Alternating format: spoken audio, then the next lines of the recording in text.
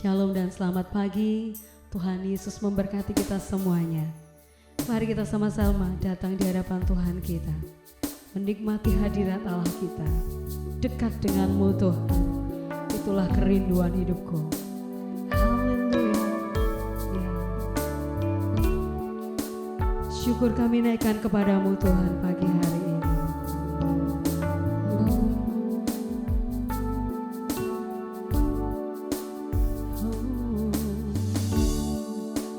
Dekat padamu itu rinduku,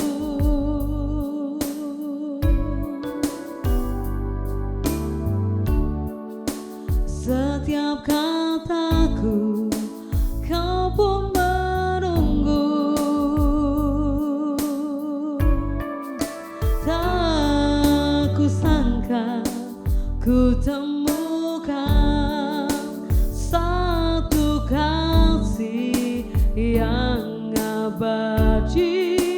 Kini ku datang dan ku bawa hidupku,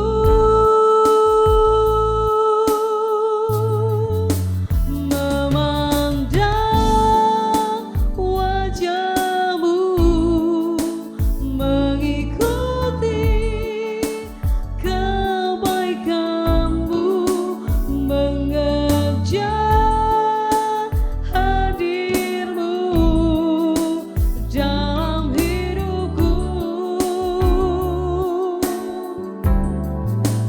membawa sembahku, menyatakan kebesaranmu, mengejar hadirmu dalam hidupku.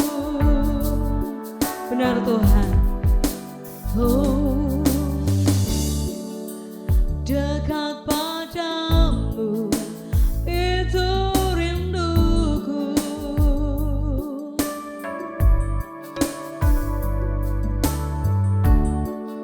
setiap kataku kau pun menunggu. Tak kusangka ku temukan satu kasih yang abadi. Kini ku datang dan ku bawa hidupku,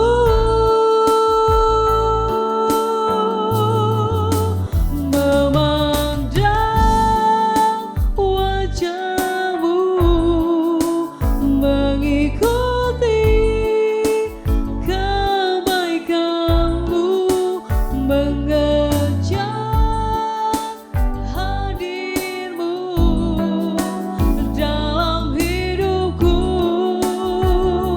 Kami bawa sembah, membawa sembahku, menyatakan kebesaranmu, mengejar hadirmu dalam hidupku, memandang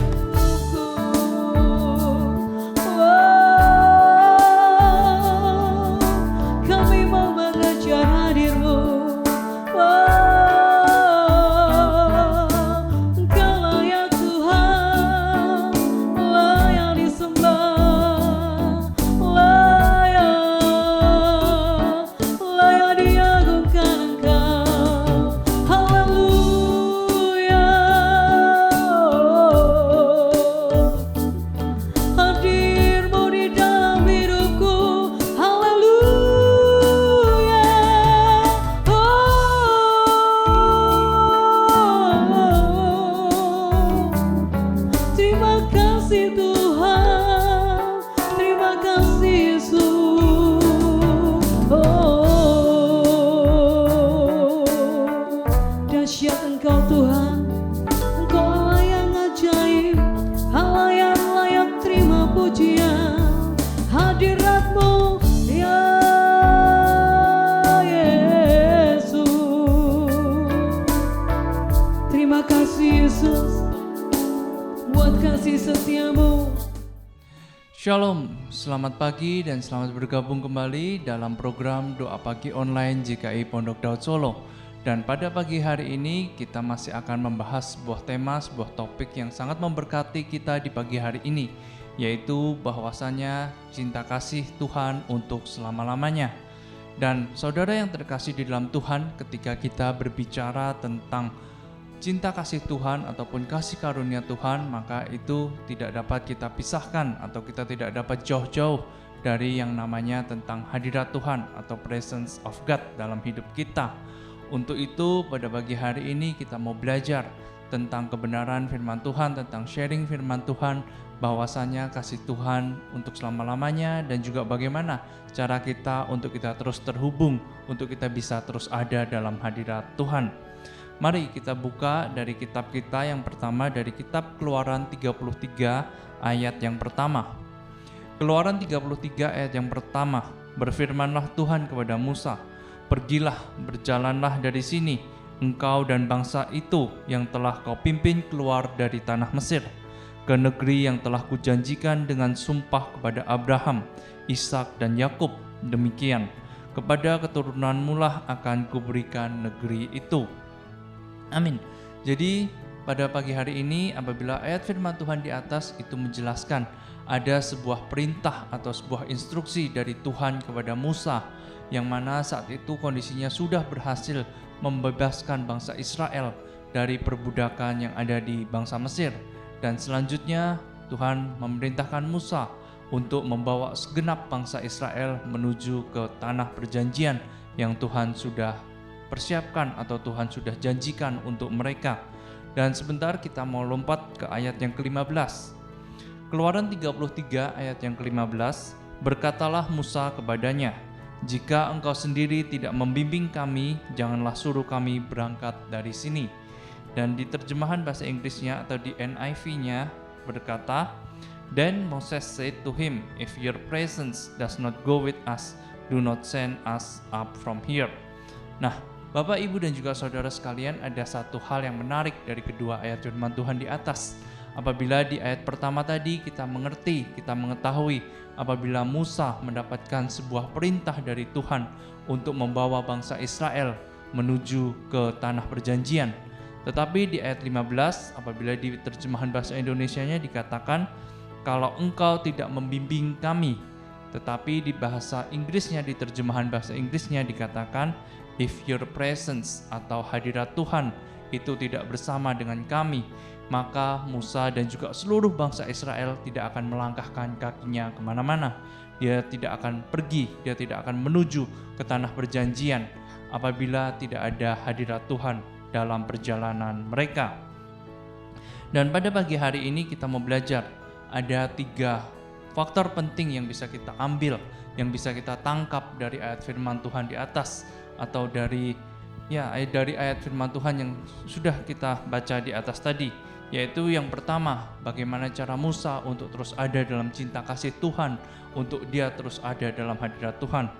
Yang pertama, Musa adalah orang yang setia dengan setiap program, dengan setiap plannya, dengan setiap visi dan juga misinya, yang mana kita tadi tahu apabila pada saat itu Musa mendapatkan sebuah perintah, yaitu dia mendapatkan sebuah keharusan untuk membawa bangsa Israel menuju ke tanah perjanjian. Dan ini yang menjadi sebuah keinginan, ini yang menjadi sebuah program, ini yang menjadi sebuah planning, ini yang menjadi sebuah visi dan juga menjadi sebuah misi untuk Musa kerjakan dalam hidupnya. Yang kedua, ada yang terkait dengan orang-orang yang ada di sekitar Musa, di mana kita semua tahu kalau sebelum Musa dipercayakan untuk memimpin bangsa Israel menuju ke tanah perjanjian, kita tadi tahu apabila Musa sudah membebaskan bangsa Israel dari bangsa Mesir, dari perbudakan bangsa Mesir. Dan kita tahu jumlahnya mungkin tidak hanya puluhan, tidak hanya ratusan, ribuan, tetapi mungkin ada jutaan orang yang dibebaskan oleh Musa dari bangsa Mesir tersebut.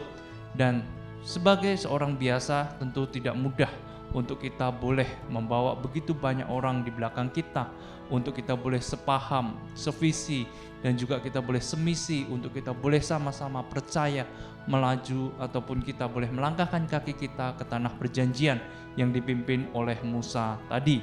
Dan saat Musa mungkin mengandalkan kemampuannya sebagai seorang manusia, mungkin ada banyak sekali tantangan yang dihadapi. Belum lagi kita tahu bangsa Israel, mereka adalah bangsa yang sedikit-sedikit kalau ada tekanan, kalau sedikit-sedikit ada masalah, mereka mulai bersungut-sungut, mereka mulai memberontak, mereka mulai mengeluh. Dan saat mereka mulai ada dalam tekanan, saat mereka mulai ada dalam pengejaran, mereka ingin untuk menyerah di tengah jalan. Bahkan mereka memilih untuk mereka boleh mati di bangsa Mesir daripada mereka harus mati di tengah padang gurun, yang mana mereka nggak tahu jalan keluarnya di mana, atau mereka nggak tahu arah mana yang harus mereka pilih. Dan pasti juga tidak mudah untuk kita bisa mengakomodasi berbagai macam keinginan dari berbagai macam kalangan, dari berapa banyak orang yang ada di sekitar kita. Tetapi Musa tetap memilih untuk percaya kepada Tuhan. Dan yang ketiga, ada pengalaman di masa lalu. Ketika Musa diserahkan tongkat untuk memimpin bangsa Israel menuju ke tanah perjanjian, kita tahu sebelumnya bagaimana cerita, bagaimana kisah hidup, dan juga bagaimana masa kecil dari Musa. Yaitu Musa sudah pernah juga sebelumnya menjadi seorang pemimpin. Bahkan dia adalah pemimpin yang berkarisma, dia adalah pemimpin yang penuh dengan kuasa Tuhan, penuh dengan harapan, dan juga banyak sekali ide-ide, banyak sekali juga hal-hal yang dilakukan oleh Musa yang mana itu boleh memberkati banyak orang. Tetapi Musa tidak mengandalkan semua itu. Musa tidak mengandalkan pengalamannya di masa lalu, dan juga dia tidak mengandalkan nama besarnya yang sudah ia punya di masa lalu. Tetapi sebelum ia membawa bangsa Israel menuju ke tanah perjanjian, Musa rindu tentang cinta kasih, dan juga dia mau untuk dipimpin dalam hadirat Tuhan, untuk dia boleh melangkahkan kakinya bersama-sama menuju ke tanah perjanjian tersebut. Dan juga kita tadi sudah belajar dari perikop ataupun dari cerita tentang Musa, untuk Musa boleh memimpin bangsa Israel menuju ke tanah perjanjian. Untuk itu pada pagi hari ini apa yang akan kita dapatkan atau apa yang akan kita peroleh ketika kita ada dalam cinta kasih Tuhan, atau ketika kita ada dalam hadirat Tuhan? Yang pertama yang bisa kita dapatkan tentu saja adalah setiap keinginan kita, setiap apapun yang kita perlukan, apapun yang kita butuhkan, itu pasti akan terjadi, itu pasti akan tergenapi, dan Tuhan akan memberikan itu secara berlimpah dalam hidup kita semua. Dalam Filipi 4 ayat 19 berkata, Allahku akan memenuhi segala keperluanmu menurut kekayaan dan kemuliaannya dalam Kristus Yesus. Yang kedua, kita pasti akan mendapatkan yang namanya jaminan keselamatan ketika kita terus ada, ketika kita terus mendapatkan cinta kasih, dan juga kita mau terus melekat hidup dalam hadirat Tuhan. Efesus 1 ayat 13 sampai dengan 14 berkata, Di dalam Dia kamu juga, karena kamu telah mendengar firman kebenaran, yaitu Injil keselamatanmu, di dalam Dia kamu juga, ketika kamu percaya, dimateraikan dengan Roh Kudus yang dijanjikannya itu. Dan Roh Kudus itu adalah jaminan bagian kita sampai kita memperoleh seluruhnya, yaitu penebusan yang menjadikan kita milik Allah untuk memuji kemuliaannya. Yang ketiga, yang akan kita dapatkan saat kita terus ada dalam cinta kasih dan juga hadirat Tuhan adalah pembaharuan dan juga pengudusan. Saat kita tinggal dalam hadirat Tuhan, hidup kita akan terus mengalami suatu pembaharuan, dan juga iman kita juga menjadi semakin bertumbuh. Kita juga semakin mengenal tentang pribadi Allah, tentang pribadi Tuhan Yesus, dan juga bahkan setiap kelakuan kita, setiap apapun yang kita lakukan di dunia ini, itu boleh menjadi semakin serupa, segambar, dan juga secermin dengan karakter Kristus. Titus 3 ayat 5, pada waktu itu Dia telah menyelamatkan kita bukan karena perbuatan baik yang telah kita lakukan, tetapi karena rahmat-Nya oleh pemandian kelahiran kembali dan oleh pembaharuan yang dikerjakan oleh Roh Kudus. Dan yang keempat, yang akan kita terima adalah ada karunia dan juga kuasa untuk terus menjadi berkat. Kisah Para Rasul 1 ayat 8 berkata, "Tetapi kamu akan menerima kuasa kalau Roh Kudus turun ke atas kamu, dan kamu akan menjadi saksi-saksiku di Yerusalem dan juga di seluruh Yudea dan juga Samaria sampai ke ujung bumi."